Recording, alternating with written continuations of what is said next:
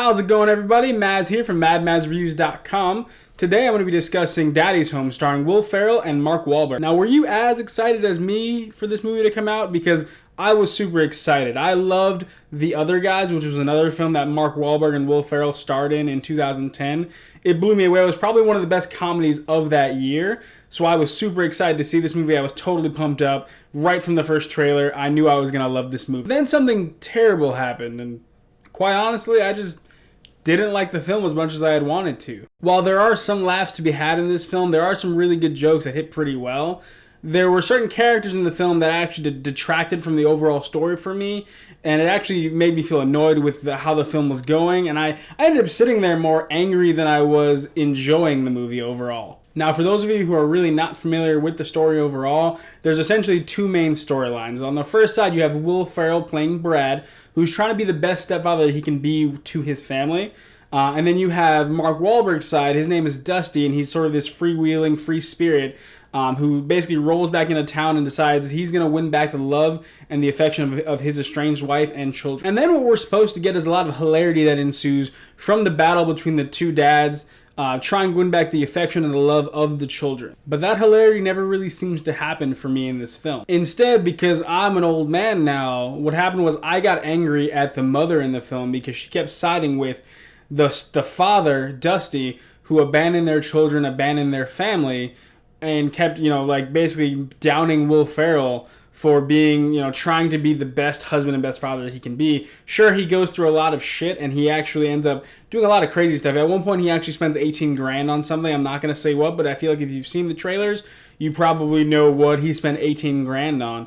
And that kind of stuff isn't excusable, but for the most part of the film, she's usually siding with Dusty over Will Ferrell, even though she knows that Dusty tends to be a dick who manipulates everyone. And in reality, the best and funniest parts of this film wasn't Will Ferrell or Mark Wahlberg, who I had hoped that the hilarity would come from, but the side characters. They were the only ones that really, any of their jokes really hit well for me in the film. There's only one scene that I really remember thoroughly enjoying in this film, and it was actually at the end when both fathers go to their daughter's father-daughter dance, and some craziness happens. There might be a sort of a dance-off, but that was really my favorite scene in the entire film, and it had to be at the end of the movie, which at that point I was just more annoyed with the film than anything else, so even that didn't feel like that great of a payoff for me. So there you have it, guys. It was a disappointment. I really didn't enjoy the movie all that much.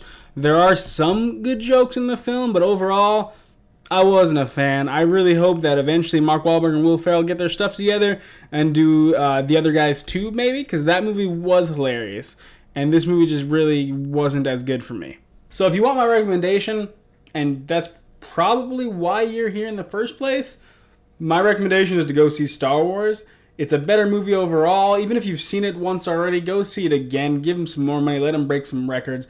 It's a great film, and while might not be my top film of the year, I have a couple other ones that just by a hair beat it out.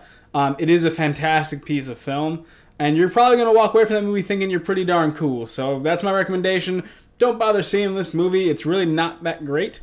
And go see Star Wars instead. Also, I'm really sorry if the color is kind of off in this film. It keeps kind of popping in and out when I rewatch some of the footage.